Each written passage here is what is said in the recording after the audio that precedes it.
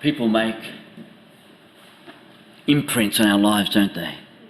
Their life is a story, and it unfolds before us, and sometimes we miss a chapter or two. Sometimes we miss a paragraph. I'd like to invite Janet to come and to share with us some of Nancy's story. Thank you. Thank you, Steve. Nancy May White, born Haig, was born on the 30th of June in 1924 in Sandringham. She was the third child of Charles and Annie Haig, and the first daughter. Her much-loved big brothers were Les and Colin. 4 years later, her beloved sister Joan was born. The family had a shop downstairs while living upstairs. After many happy years, when Nancy was 8, disaster struck the family in the form of a late-night fire. Nancy and her siblings were safely spending the night in the hostel next door, and she was always grateful for this. But the family lost everything at the time of the Great Depression. Nancy spent some time away from her family in this period, which must have been traumatic for an 8-year-old girl. One of Nancy's positive memories of this time was riding a pony at a circus in the then country town of Diamond Creek. Her father had obtained circus tickets for the family in exchange for a giant pumpkin. Quite creative, as the family had no money. These were very tough times for the family. Mum recalled living for months on bread and milk alone. Eventually, the family settled in Footscray. Nancy's life was centred around school, church and family. She loved to read.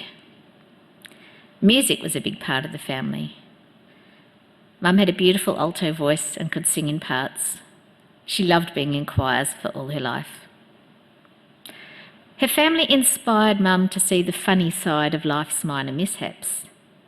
She would later tell her children funny stories of Colin whipping cream till it turned to butter, getting locked in at the dentist's, and Les jumping on the wrong train not once, but twice. Mum could laugh uproariously when things went wrong. Mum met her best friend, Una, at school, and she also loved to laugh. In high school, she and Una were moved out of French and into Latin class several weeks into the term, as too many students were doing French. This was a providential move, as we'll see later. It also involved moving into a typing class weeks behind all the other girls and shortly before an important test.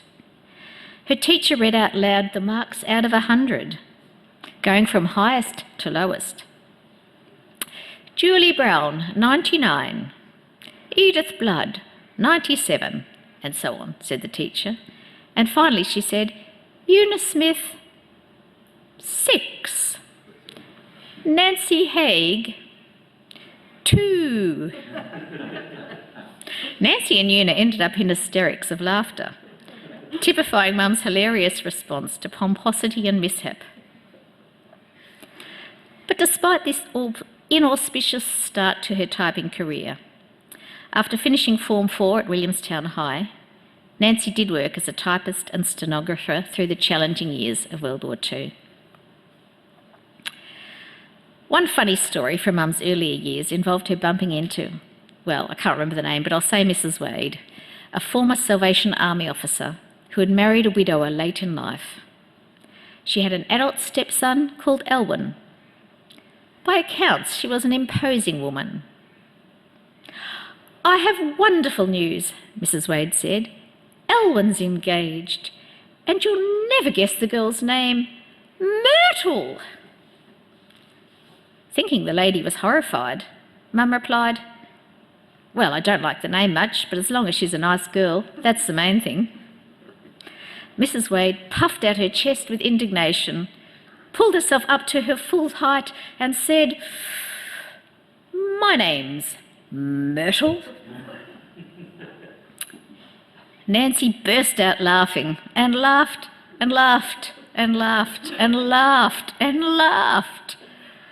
Finally, the indignant Myrtle developed a slight smirk at the corners of her mouth from Nancy's uncontrollable laughter. Well, from age 13 onwards, Nancy had done much of the family grocery shopping at a time when money was extremely tight. For the rest of her life, Mum was on the lookout for a bargain, and she always kept things just in case they came in. Mum's frugal habits became a family legend around Christmas time. As kids, we had to unwrap presents very carefully so the gift paper could be folded away and stored for future years. As we grew older, Mum gave Christmas presents sourced from the op shop, the bargain bin, from free samples, or sometimes from dead relatives. This caused much hilarity and cries of "Stoosh" from John. Mum was somehow able to join in the laughter, even if it was at her expense. But jumping back in time, a life-changing moment for Nancy came after the war. Although she had been involved in church throughout her life, at age 22, she had a dramatic conversion experience. The Bible came to life for her. Like God was speaking to her directly as a close friend. She read the passage in Matthew in the Bible one day about how visiting prisoners or the sick was like doing it for Jesus. So she went out visiting the women's prison and regularly visited patients in hospital, instead of going out dancing with Una as she'd done in her former life. She got involved with Youth for Christ, and her whole life centred around her newfound love for Jesus. One day, at a church service, the speaker called for missionary pharmacists willing to go to the land of Egypt. I'll leave some of that story for Steve Jarlett to tell, but Nancy felt like God was calling her to study pharmacy. A huge commitment. This meant going back to school to do her Form 5, more of the dreaded Latin, sitting an entrance exam, then doing 4 years of pharmacy college and an apprenticeship. To say becoming a professional was unusual for women in the 1940s is an understatement. It highlights Mum's intelligence and grit, as well as her own family's understanding and support. During her studies, Nancy started attending Paisley Street Baptist Church in Footscray, as it was much closer to home than the Church of Christ she'd been attending in Fitzroy North. A fateful move. This is where she met Ed White, her future husband and love of her life, who she married on the 18th of December in 1954. When Mum graduated from pharmacy college, the Egyptian government no longer offered visas to pharmacists, so that door was closed for her. But she remained interested in supporting overseas mission all her life, writing letters, praying and giving generously. She worked as a pharmacist during courting and during the early years of her marriage, and later worked part-time for many of her married years until she retired. Nancy's first child, Rosemary Ann, was born on the 30th of September 1956. Mum became extremely unwell after this. The family remains enormously grateful to her sister Joan, who's here today, who cared for Rosemary as well as her own young children during these dark months. In these days pre-Medicare, Dad ran up huge medical bills and wasn't even able to tithe. When Mum got out of hospital, the local church passed the hat around to support the family. It was exactly the amount he owed on his tithe, and Dad cried and gave it all back to the church. Another life-changing event occurred not much later. Mum won Bob Dyer's secret sound competition on the radio, successfully guessing that the secret sound was Bob Dyer's budgie eating seeds. She won £1,000 and a car, an enormous amount of money for the time, and that set the family up financially. Of course, Mum and Dad tithed and paid down the mortgage on their Footscray home in Pecalba Street, continuing their habits of generosity and frugality. That car later enabled Mum and Dad to find their second home at 68 Canterbury Road, Blackburn South. By this time, their second child, John Douglas, was 3, and I was on the way. Mum and Dad became involved in their new local church, Blackburn Baptist, which was later known as Crossway. This was a huge influence on their lives and on the family. Mum was involved in the choir, the BWF, Know Your Bible groups, prayer meetings and missions. All her children and many of her grandchildren were baptised at Blackburn Baptist. Her eldest daughter, Rosemary, continued the tradition of supporting missions and prayer meetings and small groups. Mum's granddaughter, Merrin, is a pastor there. Her grandson, Lachlan, worked in children's ministry for many years there. And her other grandson, Matthew, is now working in digital media at this church. Pardon me. After many happy years in Blackburn South, raising a family, being super involved with the church and community, and working part-time, in 1982, Mum and Dad moved down to Warneat for their retirement. As was her custom, she felt God led her to make the move. A verse in the Bible jumped out and spoke to her heart. Come away to a quiet place and rest a while. Warneat was that quiet place, very quiet. With characteristic generosity, they sold their house at 68 Canterbury Road, Blackburn South, to Rosie and Ian James and family at very reasonable rates. 70 Canterbury Road next door, which they'd purchased with Dad's super lump sum, was sold to John on favourable terms too. Later they helped Roger and I to buy our home as well. Mum was careful on the pennies but generous on the pounds. While living at Warneat, Mum got to know the locals and started a Know Your Bible group. As there was no local church at Warneat, they began going to Frankston Baptist Church. This planted the idea of purchasing a unit at the retirement village associated with the church, and they started putting down money towards a unit. When a financial crisis hit the village, they moved in immediately. 61 seems a very young age to go into a retirement village, but Mum and Dad loved it there. They made great friends and got involved in almost everything. Mum became editor of the village newspaper, in the church leadership, management committee, the village choir, bowls, many trips and so on. Dad passed away in 2001, but Mum remained involved with anything and everything. A serious health crisis in 2010 led to hospitalisation and Mum moving into the village Baxter Lodge after that. In 2017, she moved into high care in the manor as her ability to walk failed. The family are very appreciative of the care of the Baxter village staff as Mum became increasingly frail and vulnerable. Toward the end, she was really looking forward to being with Jesus and with her dad and Mum, with Rosie and other family members who'd gone before. So that's Nancy's biography. But for me, she was my mum, who loved me, taught me, who shaped who I am.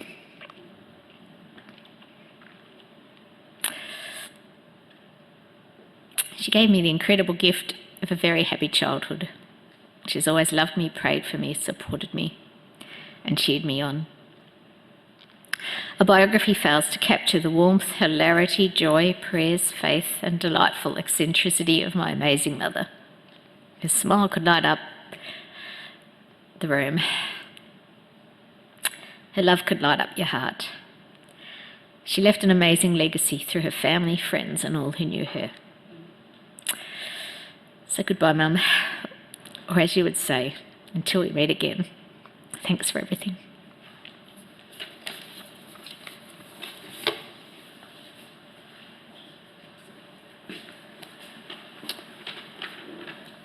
Thank you, Janet. Amazing, isn't it? Amazing story. Amazing life. I'd like to invite Meryl Mann to come and to share some other reflections. Meryl is the granddaughter of Nancy, and then after her, please, would Ian, James and the other family members come and just share. their story. Thank you.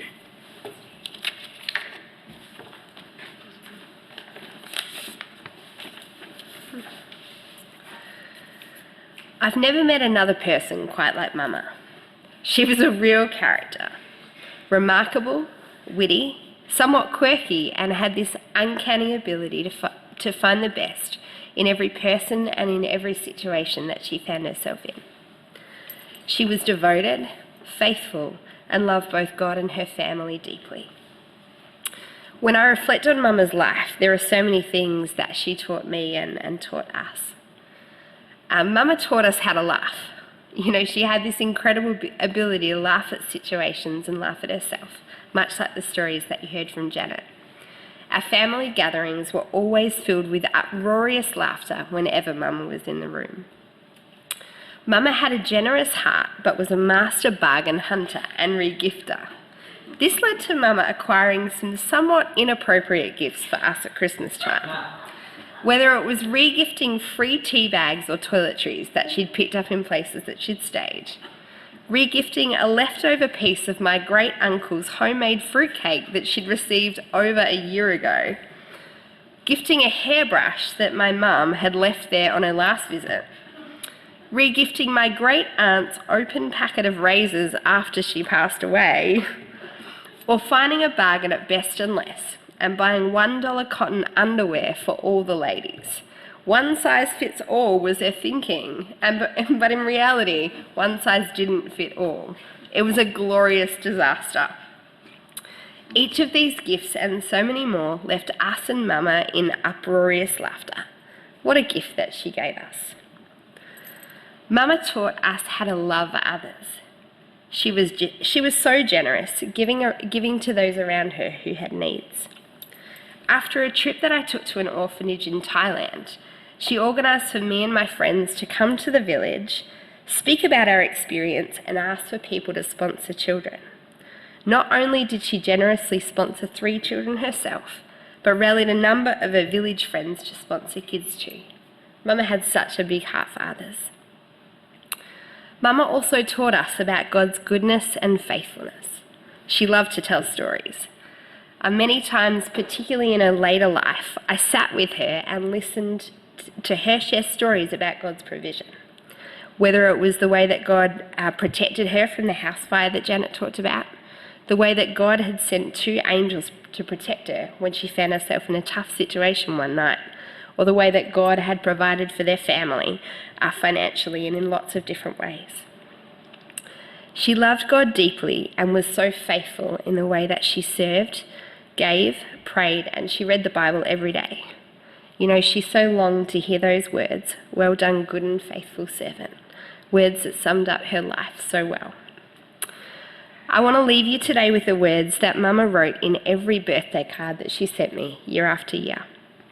She would quote a scripture that was special to her from Numbers 6. So let me speak those words from her to me and to you all for this one last time. The Lord bless you and keep you. The Lord make his face shine on you and be gracious to you. The Lord turn his face towards you and give you peace.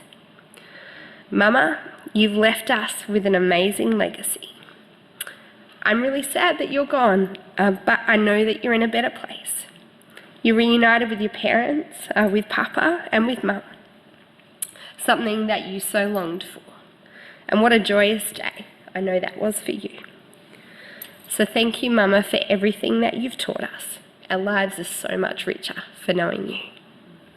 Thanks.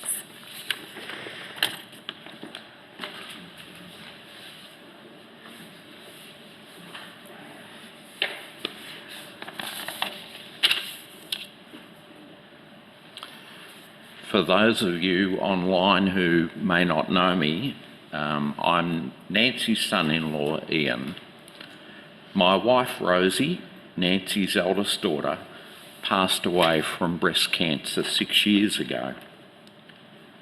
While the grief of losing Mama brings the grief of losing Rosie back into focus once more, it also brings the joy of knowing that Rosie and her mum are together once more.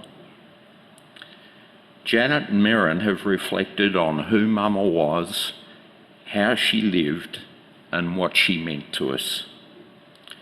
I'd like to share with you her final 2 days and the moment of her dying.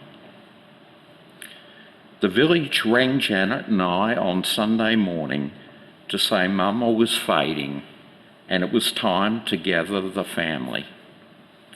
We arrived at the village to find Mama still responsive, but no longer speaking or able to focus. When we spoke to her one-on-one, she would move her head and mouth and at times tried to form a smile. Mama had been due to go to hospital to have a painful tooth extracted and was being given medication to keep the pain under control. Each time the medication started wearing off, she would move her hand up to her mouth. The staff would give her another dose and she drifted in and out of a mostly peaceful sleep. Knowing that hearing is the last sense to go, we put Mama's hearing aids in. We wanted her to know she was surrounded by family and hopefully understand what we were saying to her. Mama, we're here with you. You're not alone. Mama, we love you so much. Mama, we want you to know you're free to go. You've lived a long and happy life, but you've told us many times you're ready to be with the Lord. Mama, we're so excited you're going to be with Papa Ed once more. Rosie will be there too. Also your mum and dad and your brothers Les and Cole. On Monday morning, Mama was still with us. Janet had slept by her side on Sunday night to make sure Mama wasn't alone if she passed. Most of the immediate family were able to visit on Sunday or Monday.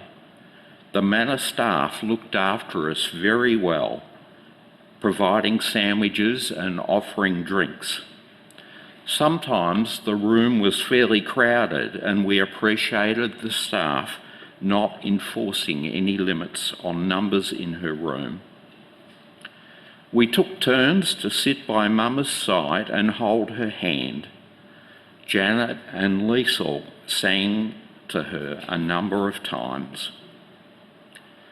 Mama's breathing had slowed noticeably but remained regular, and she stayed peacefully asleep the whole day.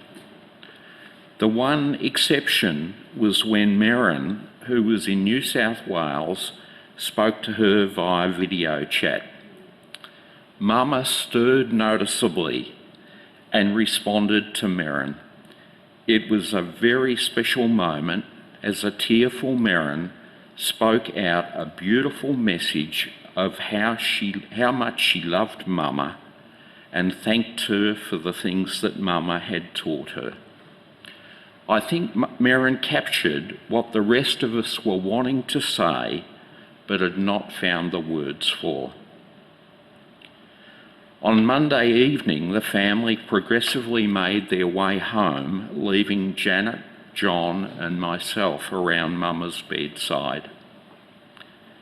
We were telling funny stories and laughing in typical family fashion when around 10:30, Janet looked at Mama and said, "I think she stopped breathing." We stopped and listened and watched. Mama had indeed passed away very quietly and very peacefully. It was as authentic a family moment as it could be when Mama left. She always enjoyed being surrounded by family. Funny stories and hilarious laughter have always been part of the family fabric, and Mama was often the teller or the subject of these stories. Mama chose to go with her 3 children, Janet, John, and myself representing Rosie by her side. I think that's how Mama wanted it to be. It was a sober and a sacred moment for us all. Do we grieve losing Mama? Of course we do. But relief and joy sit alongside our grief. Mama's final years had taken their toll. She's now free of that diminished quality of life, and we feel joy picturing her hugging and laughing with Ed and Rosie and her many friends and family gone before.